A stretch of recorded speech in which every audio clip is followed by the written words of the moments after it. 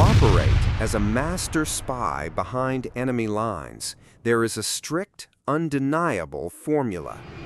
You need years of elite psychological conditioning. You need fluency in at least 3 languages to avoid execution at border checkpoints. And most importantly, you require the unlimited financial backing and logistical support of a global superpower. Without these 3 pillars, survival is mathematically impossible. You are dead the moment you cross the border.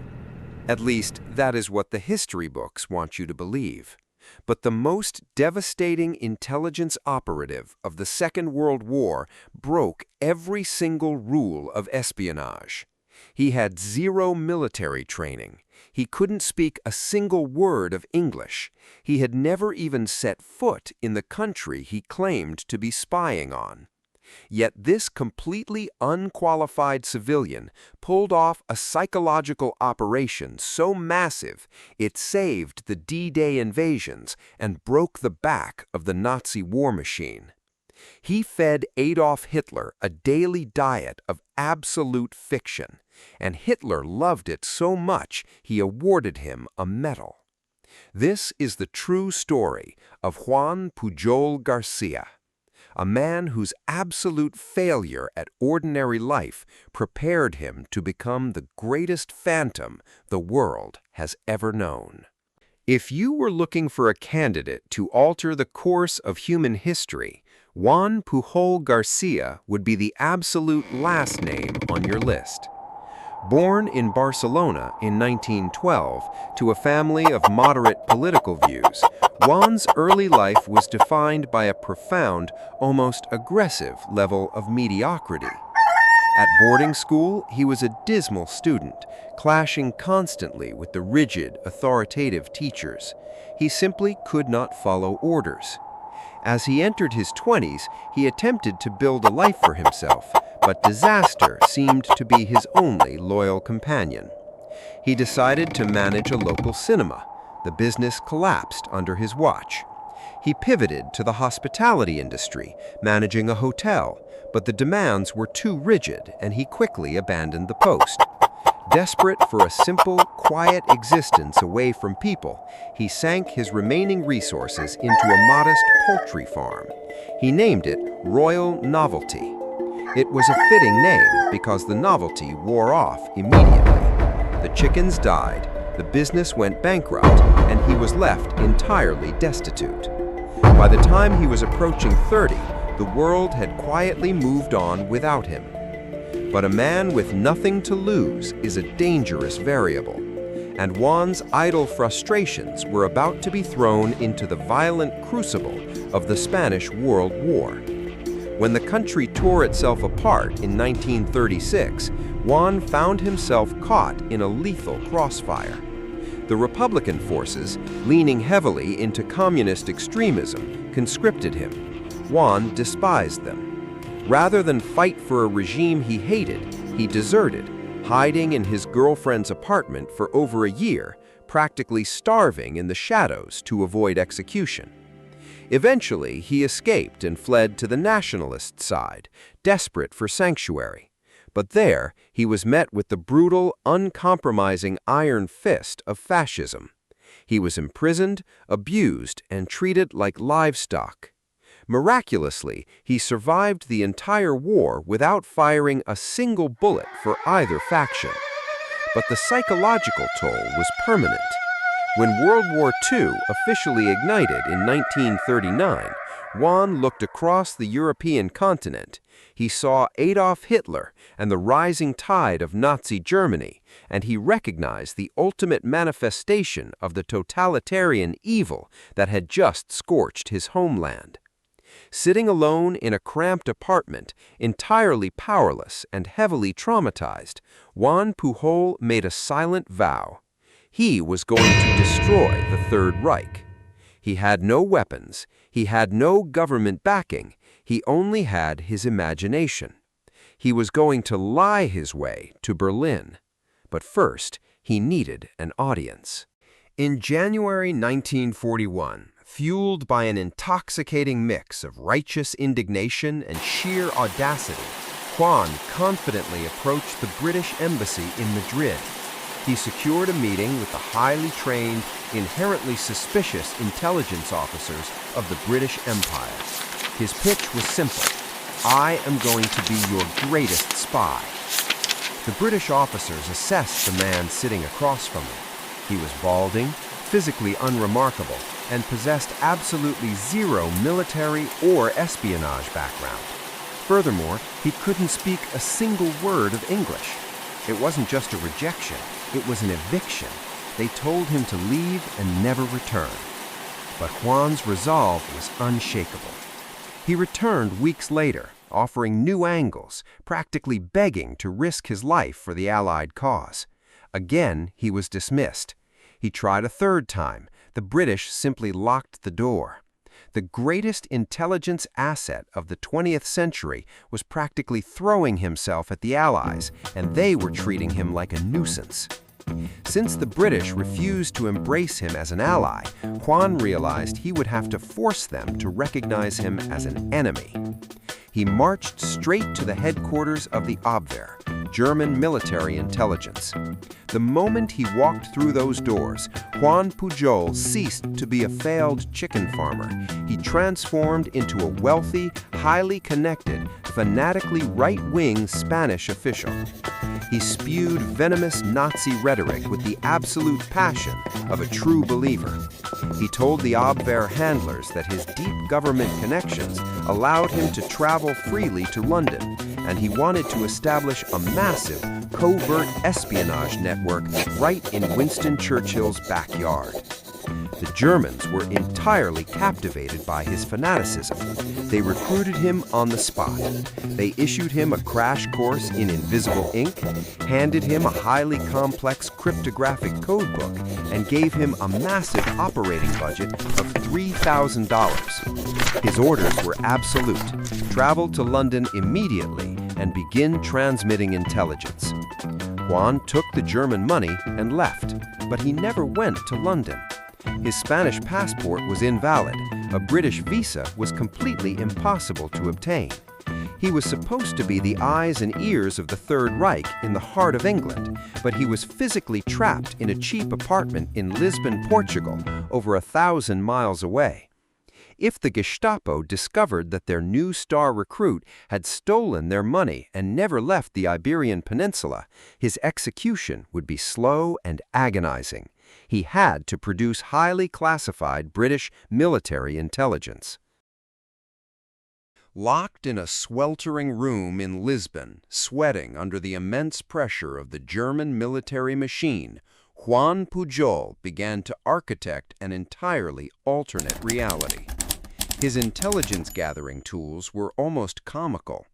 He possessed a standard Portuguese public library card, a French translation of a tourist guidebook called the Guide Bleu, a hopelessly outdated map of the British Isles, and a civilian railway timetable. From these scraps, he became a one-man intelligence agency. Juan began writing incredibly detailed, highly authoritative reports to his Abwehr handlers in Madrid. He analyzed the psychological morale of British civilians he had never met. He described the deployment of naval fleets he had never seen. He crafted a rich fictional narrative of his arrival in England, detailing secretive meetings with high-ranking officials in dimly lit London pubs. He wrote with the obsessive world-building detail of a master novelist. But German intelligence demanded a network, not just a single operative. So Juan hallucinated an entire roster of sub-agents out of thin air. He created Agent One, a radical Welsh nationalist who loathed the English. He invented a highly talkative British soldier stationed in a critical port city, and a wealthy Venezuelan student operating out of London. He gave them distinct personalities, unique handwriting styles, financial troubles, and intricate backstories. He even submitted meticulously forged expense reports to the Nazis to cover his imaginary agents' fake train tickets. and the Germans paid every single invoice. But building a lie this massive, relying solely on translated tourist brochures, was a statistical impossibility. Mistakes were inevitable, and Juan made errors that should have triggered an immediate death sentence. Trying to sound like an authentic local, he confidently reported to the Germans that his contact in Glasgow, Scotland, would do absolutely anything for a liter of wine.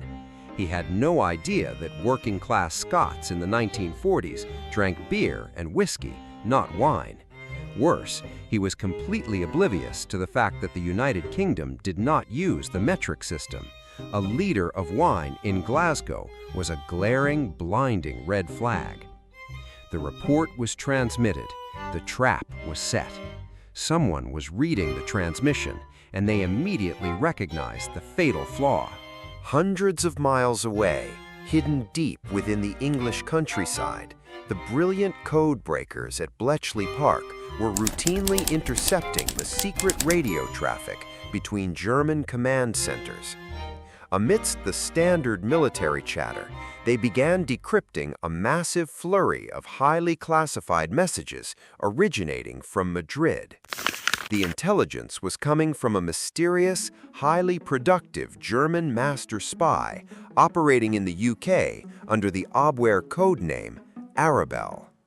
When British intelligence read the intercepts, sheer panic gripped the highest levels of government.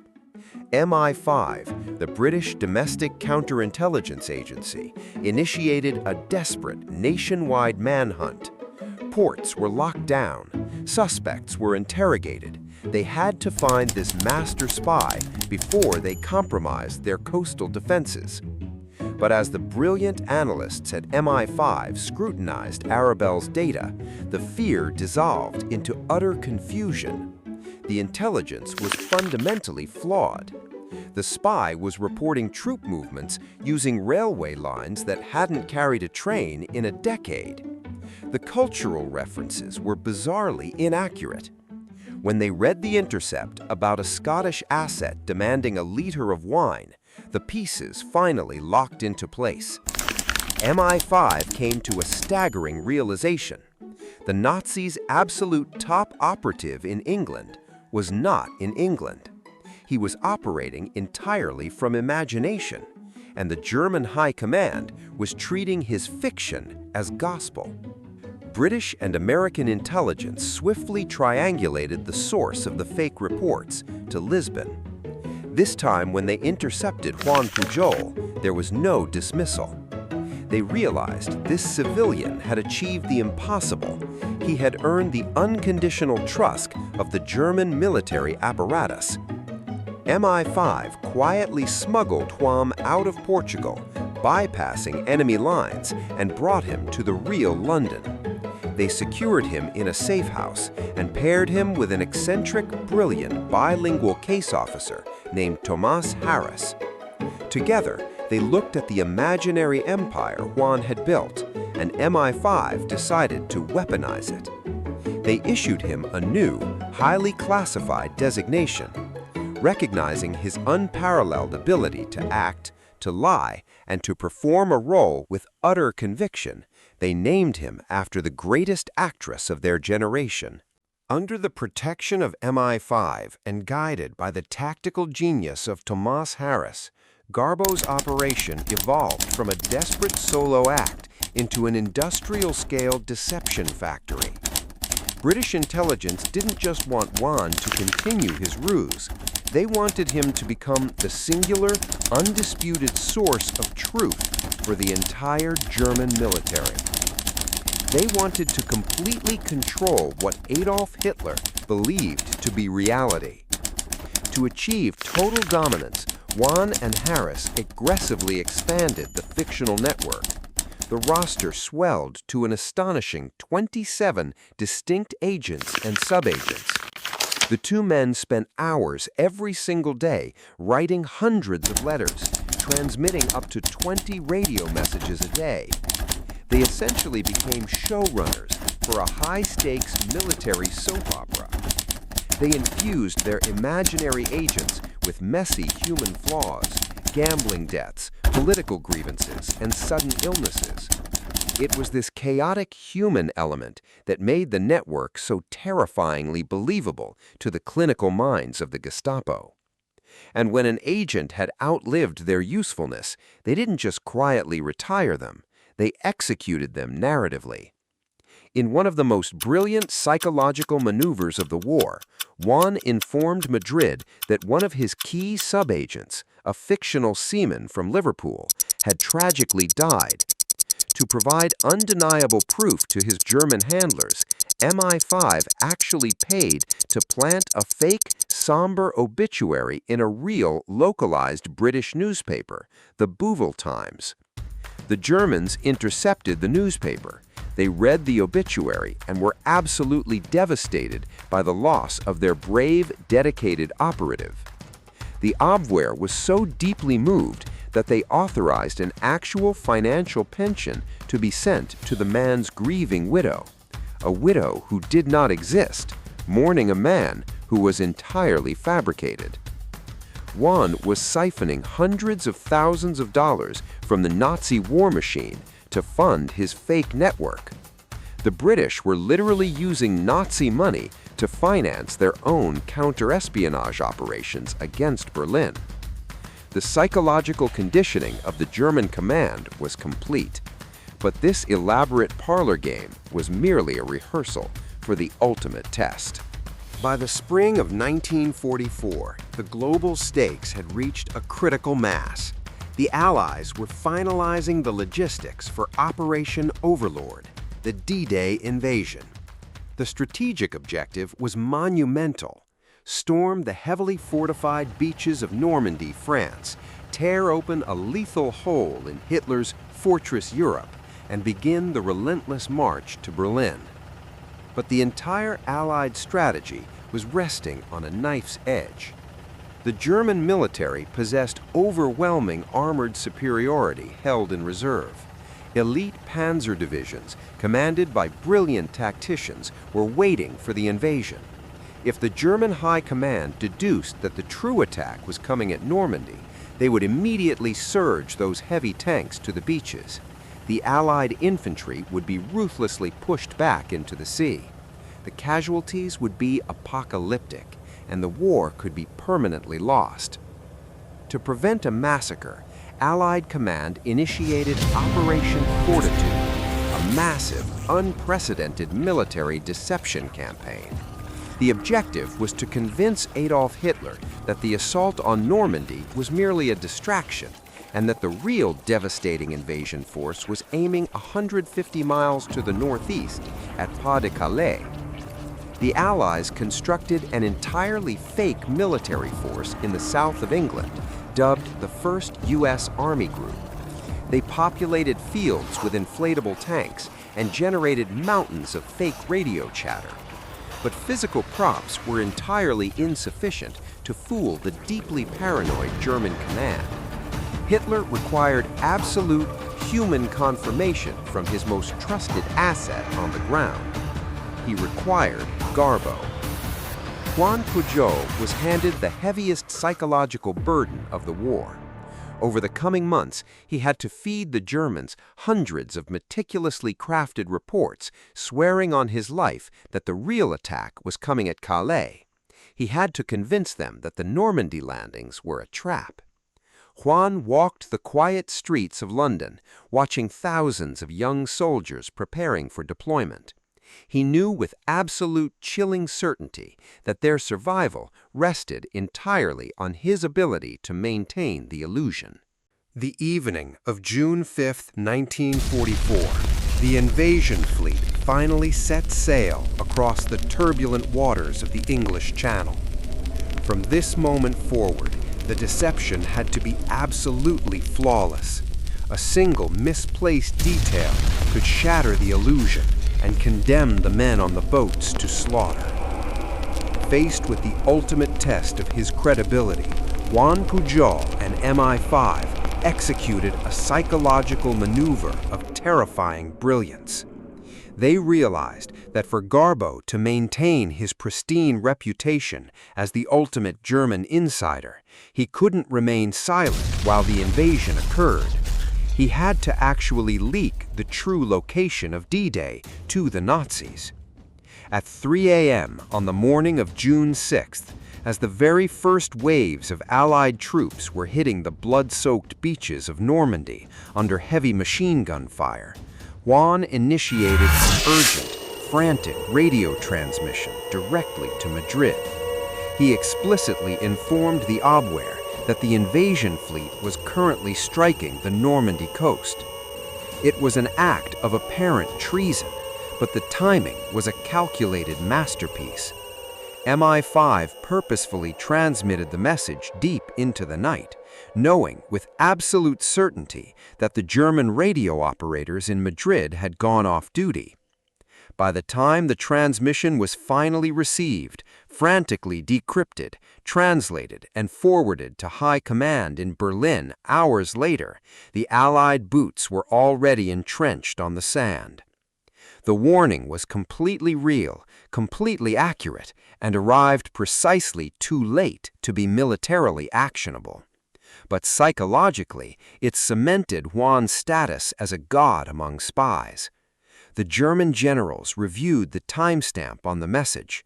They realized that Garbo had successfully discovered the invasion hours before it happened. His credibility became absolute and unquestionable. But the victory was momentary. The Allies were bleeding on the beaches, desperately pinned down. Just miles away, the massive engines of two elite German Panzer divisions roared to life, preparing to roll south and wipe the Allies completely off the map.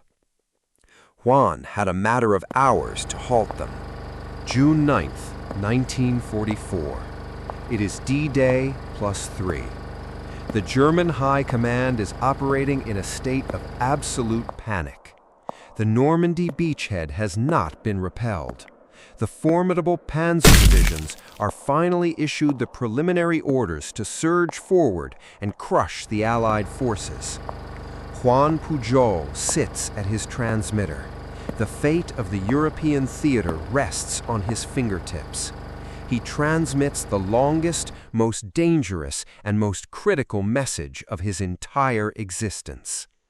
It is a massive, heavily detailed, 120-minute telegram, beautifully synthesizing panicked reports from almost all 27 of his imaginary agents. He states with unwavering, aggressive conviction that Normandy is a highly elaborate, sacrificial trap. He insists that the true devastating blow, a massive phantom army led by the terrifying General George S. Patton, is waiting patiently across the Channel, preparing to strike Pas-de-Calais the very moment the Germans foolishly commit their reserves to Normandy. Because of Garbo's newly cemented God-tier status, the urgent message bypasses the lower analytical ranks and is placed directly onto Adolf Hitler's desk in Berlin. Hitler reviews the intelligence. He looks at his anxious generals. He analyzes the map, and the dictator completely surrenders to the illusion. Hitler personally intervened. He explicitly ordered his generals to halt the Panzer Division's advance on Normandy. He commanded them to reverse course and remain firmly planted at Pas-de-Calais to defend against an army that did not exist. For 2 full, agonizing months, Germany kept 19 highly trained military divisions frozen in place, utterly terrified of Garbo's phantom force.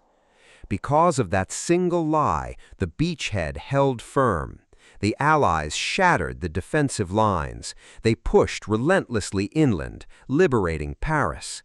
Thousands upon thousands of Allied lives were explicitly saved by a man who never fired a weapon. The deception was so absolute that months later, Adolf Hitler personally authorized awarding him the Iron Cross Second Class for his extraordinary service to the fatherland. Shortly after, King George VI secretly awarded him the Member of the Order of the British Empire. Juan Pujol García secured his place in history as the only man to ever receive top military honors from both sides of the Second World War. But his greatest trick was still to come. When the global conflict finally ended in 1945, Juan was an absolute legend within the highly classified halls of British intelligence. But in the real world, he was a severely marked man. The surviving remnants of the Gestapo and highly trained SS officers who had fled to South America were lethal. If they ever discovered that this single man was the mastermind who manipulated Hitler and cost them the war, they would hunt him relentlessly. His existence was a constant, terrifying liability. To survive, the greatest illusionist of the 20th century performed one final, spectacular magic trick. He completely vanished. In 1949, leveraging the full resources of MI5, British intelligence quietly circulated a highly documented rumor. They stated that Juan Pujol García had traveled to Angola in Africa, contracted a severe, untreatable strain of malaria, and tragically passed away. The cover story was impenetrable. For 35 long years, the entire world, including his own ex-wife and children, genuinely believed his bones were buried deep in African soil. But the ghost was still breathing.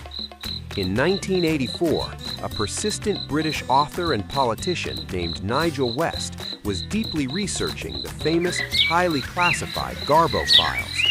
The malaria story felt entirely too convenient. After months of obsessively tracking down obscure clues and financial threads across the globe, he finally located the phantom. Juan was alive, well, and living a quiet, peaceful life under a false name in Venezuela.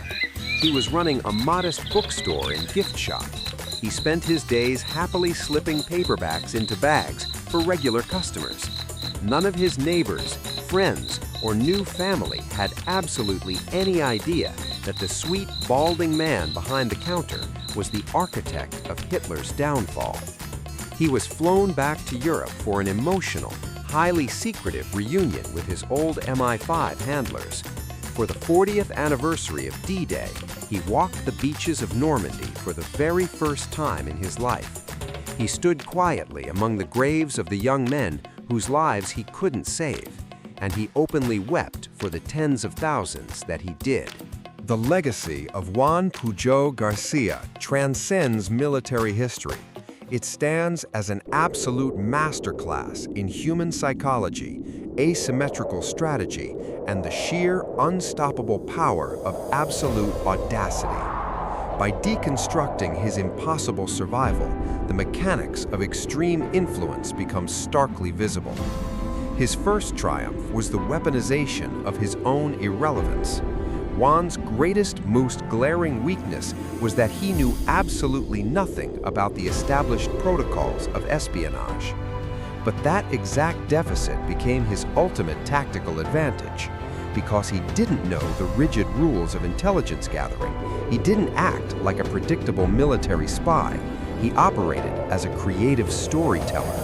When you lack traditional resources or credentials, you are forced to rely on raw, unrefined creativity. Inexperience, when wielded aggressively, makes you entirely unpredictable to your opponents. His second triumph was mastering the vulnerability of the human ego. Why did highly trained, deeply paranoid German intelligence officers believe absurd fictions like the Leader of Wine Error? Because Juan gave them exactly what their egos demanded to hear. He played directly to their internal biases. He echoed their fascist rhetoric, heavily praised their leadership, and flooded them with data that perfectly confirmed their pre-existing worldview. When you validate someone's deeply held beliefs, their critical thinking apparatus completely shuts down. Juan didn't hack a secure military code. He simply hacked human nature. Finally, he proved that conviction is entirely contagious. Juan didn't just casually tell a lie, He deeply, entirely inhabited the reality of it. He believed in his anti-fascist mission so profoundly that his absolute confidence bled into every single keystroke he ever made. The world will almost always mirror the energy you project into it. Total certainty bends reality. A completely failed chicken farmer, operating with zero money, zero weapons, and zero government backing, decided one day that he refused to live in a world dominated by fascism.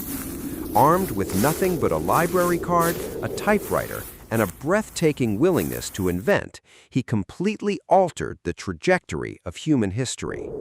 The top generals of the Third Reich went to their graves firmly believing that Garbo was their absolute greatest asset. They were absolutely right. They just never realized they were the punchline. If you want to continue uncovering the forgotten architects of history, make sure to subscribe and turn on notifications so you don't miss our next deep dive. Leave a comment below. What is the most audacious bluff you have ever successfully pulled off? I will be reading and replying in the comments. Until next time, stay curious.